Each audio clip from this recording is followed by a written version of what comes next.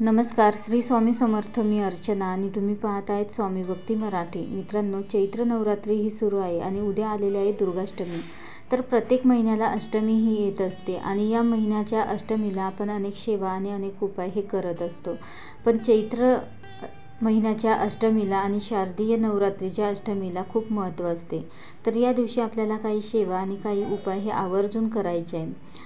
तर कोणते उपाय आणि कोणत्या सेवा आपल्याला उद्या चैत्र महिन्याच्या दुर्गाष्टमीला करायचे आहे, तर हे आपण या व्हिडिओमध्ये बघणार आहोत. तर व्हिडिओ स्किप न करता संपूर्ण बघा आणि जे कोणी नवीन असेल या चॅनलवरती तर सबस्क्राईब करा.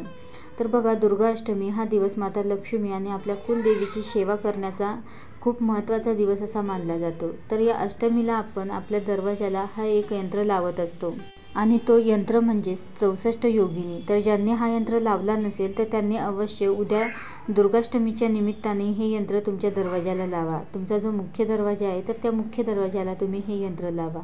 आणि ज्यांना उद्या जमणार नाही तर त्यांनी महिन्याला जी अष्टमी येते तर त्या अष्टमीलाही हे यंत्र लावले तरीही चालेल.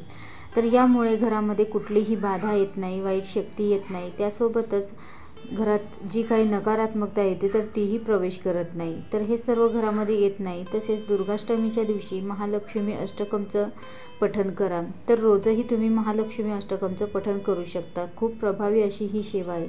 तर हे महालक्ष्मी अष्टकम हे 8 ओव्यांपर्यंत पठण करा. तर असं आपल्याला 15 वेळा 8 ओव्यांपर्यंत वाचायचं आहे आणि 16व्या वेळी सर्व आपल्याला वाचायचं आहे. तर खूप चांगला अनुभव तुम्हाला बघायला मिळेल.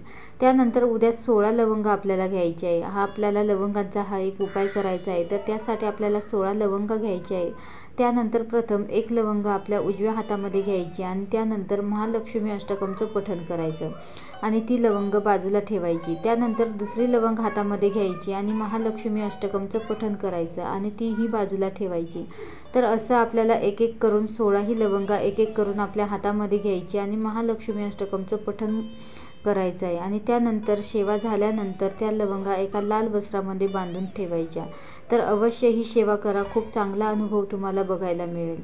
त्यानंतर त्याची गाठ मारायची, त्या वस्त्राची गाठ मारायची आणि बांधून त्यानंतर त्यावरती परत हळद कुंकू अर्पण करायचं, अक्षता अर्पण करायच्या आणि ते तुमच्या तिजोरीमध्ये ठेवायचं. तर हा उपाय का करायचा आहे, तर बघा, लवंग हे माता लक्ष्मीला प्रिय आहे आणि ज्यावेळी तुम्ही त्या लवंगांवर महालक्ष्मी अष्टकमचं पठण करता तर तुमचा कोणताही व्यवसाय असू द्या, तर ज्या ठिकाणी तुम्ही पैसे ठेवता, व्यवसायाच्या ठिकाणी किंवा घरामध्ये, तर त्या ठिकाणी तुम्हाला, ज्या ठिकाणी तुम्ही पैसे ठेवता त्या ठिकाणी तुम्हाला हे ठेवायचं आहे आणि रोज धूप दीप लावून ओवाळायचं आहे. तर वर्षभरही तुम्ही ठेवू शकता. आणि त्यानंतर नवरात्रीमध्ये परत त्या लवंगा आपल्याला वाहत्या पाण्यामध्ये विसर्जित करायच्या आहे आणि त्यानंतर नवरात्रीमध्ये परत आपल्याला लवंगांचा या प्रकारेच उपाय करायचा आहे आणि त्या परत आपल्या तिजोरीमध्ये ठेवायच्या आहे. सेवा करून त्या परत तिजोरीमध्ये ठेवायच्या आहे. त्यानंतर तुमच्याकडे देवीची मूर्ती असेल, टाक असेल किंवा फोटो असेल तर त्या देवीच्या चरणाजवळ 9 मंत्र म्हणून कुळदेवीला लवंग अर्पण करू शकता. तर लवंग हे चांगले बघून घ्या, खराब झालेले घेऊ नका. आणि त्यानंतर हे लवंग तुम्ही चहात टाकूनही पिऊ शकता किंवा चघळून खाऊ शकता.